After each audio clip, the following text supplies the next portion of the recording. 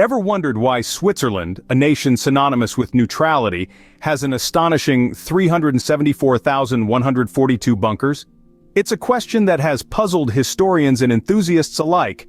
Switzerland, after all, is a country known for its peaceful stance in global affairs. So why then does it have such an extensive network of bunkers scattered across its picturesque landscape? This isn't a question of historical relics, abandoned and forgotten in the wake of time. These bunkers are not the hollow shells of past conflicts, left to crumble under the weight of years. No. These fortifications are tangible, brimming with an air of readiness, actively maintained and prepared for use. It's a paradox that echoes through the Swiss Alps, reverberating across the tranquil Swiss countryside and bouncing off the walls of these very bunkers. The sheer number of these structures is staggering. It's as though every hill, every mountain, every tranquil field hides a secret woven into the very fabric of the Swiss nation. This narrative is not one of fear, but of preparedness. It's as if Switzerland, in its serene neutrality, has chosen to prepare for the worst while hoping for the best. It is a story that is both fascinating and perplexing.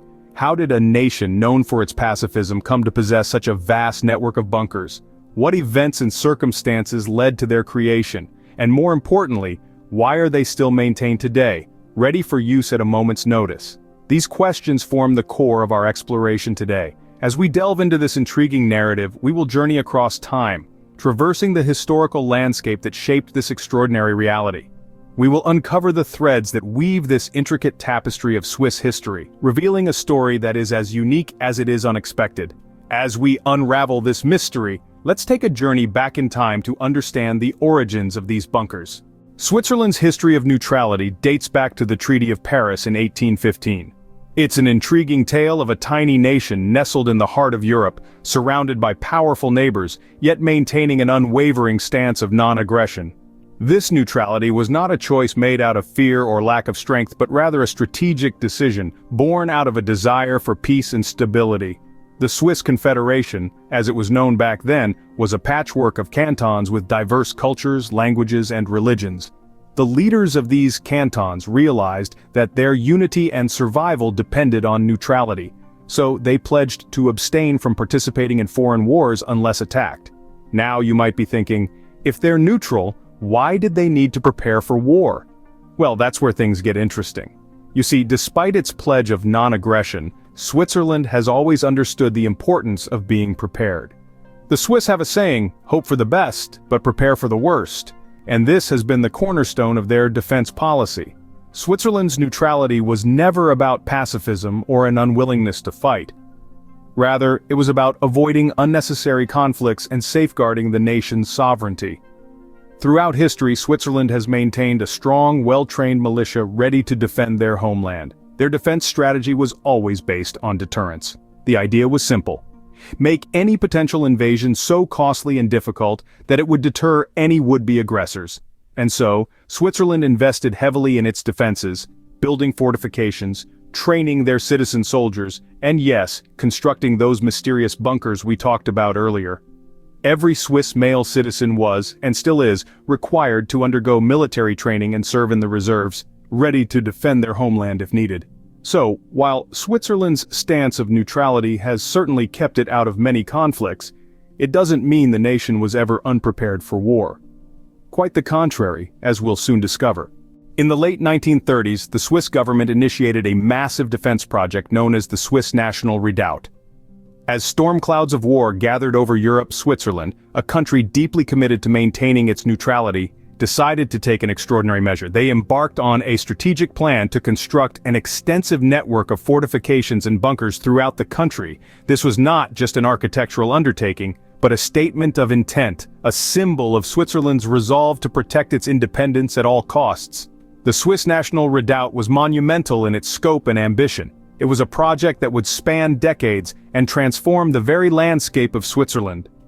The intention was to create a fortress within the Alps, a stronghold that would be near impregnable. From hidden artillery forts nestled within the mountains to underground airbases, the Swiss National Redoubt was designed to be a formidable defensive barrier against any potential invader. Let's delve a little deeper into the purpose of this project. The Swiss government aimed to deter any potential aggressors, by making any invasion an unattractive prospect. The idea was not merely to create a series of fortifications, but to construct a fully integrated defense system. This included command centers, ammunition depots, hospitals, and even living quarters for the Swiss army. It was a clear message that Switzerland was prepared to retreat into its mountains and defend itself, if need be, from a position of strength. The scale of the Swiss national redoubt was staggering. By the end of the Second World War, the Swiss had constructed thousands of fortifications and bunkers, but they didn't stop there. The project continued well into the Cold War period, with the Swiss consistently adding to and upgrading their network of defenses. The Swiss national redoubt was a monumental task that resulted in a country dotted with bunkers. It was a testament to Swiss ingenuity, resilience, and their unwavering commitment to neutrality. Even today, these bunkers stand as silent sentinels, a lasting legacy of a time when the world was a much more dangerous place. The end of World War II didn't spell the end of the bunkers. The Cold War era saw a resurgence in their construction.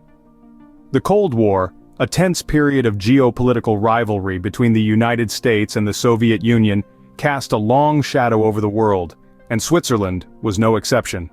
The specter of nuclear warfare was a chilling reality during this time. Nations braced for the possibility of a nuclear conflict, and Switzerland, true to its tradition of preparedness, was ready to shield its citizens. The Swiss government made a remarkable decision: to build a bunker for every household in the country. This was not a decision made lightly. The Swiss government was acutely aware of their unique geopolitical position. Nestled in the heart of Europe, they understood that a nuclear conflict on the continent would have catastrophic consequences for them, regardless of their neutrality. The only feasible option was to prepare for the worst. The Cold War bunkers were more than just shelters. They were a physical manifestation of the Swiss ethos of self-reliance and preparedness. Each bunker was designed to withstand a nuclear blast and to provide a safe haven for its inhabitants for an extended period. The construction of these bunkers was an enormous undertaking. The Swiss landscape was transformed as each household bunker was built. Mountains were hollowed out, and basements were fortified. It was a testament to the Swiss government's commitment to protect its citizens in the face of global uncertainty. This policy of bunker construction was not without its critics. Some saw it as an overreaction, a waste of resources. However, for the Swiss government, the safety of their citizens was paramount. They were willing to bear the cost and the criticism for the sake of preparedness. So, while the Cold War has ended, its influence on the Swiss landscape is still evident. Each bunker stands as a silent reminder of a time when the threat of nuclear war was a daily reality. The bunkers are now a part of Switzerland's identity, a testament to a nation's will to survive in the face of adversity. The Cold War might have ended, but its influence on Switzerland's landscape is still evident. Today, these bunkers are a testament to Switzerland's commitment to protect its citizens at all costs. A striking testament indeed, as the legacy of the bunkers is still very much alive in contemporary Switzerland. In fact, it's hard to separate the bunkers from the Swiss identity itself. They are seen not as relics of a bygone era, but as part of the fabric of Switzerland's society and culture. These formidable structures, once designed for protection, are now being repurposed and integrated into everyday life in the most unexpected ways. In the heart of the Swiss Alps, for instance, some of these bunkers have been transformed into cheese-aging cellars. Imagine that, a place once intended to shield from potential harm, now nurturing the creation of some of the world's finest cheeses. In other parts of the country, these bunkers have found a new lease on life as data centers. Their sturdy construction and underground locations make them ideal for housing servers and other sensitive equipment, providing an unexpected boon in the digital age. And it doesn't stop there. Some bunkers have even been converted into hotels, offering an unusual yet intriguing accommodation experience. There are also those that serve as museums, providing a window into Switzerland's past for both locals and tourists alike. Yet even as they take on these new roles, the bunkers continue to serve their original purpose. They stand ready to protect, their doors always open in case of emergency. This dual purpose, both historic and contemporary, is a testament to the Swiss spirit of practicality and resourcefulness. In all of this, we see the enduring power of the bunkers and their influence on Swiss culture. They are a constant reminder of the country's commitment to safeguarding its people and its values. They symbolize the resilience and readiness of the Swiss, qualities that continue to define them. Switzerland's bunkers, a symbol of readiness and resilience, continue to shape the country's identity in the 21st century.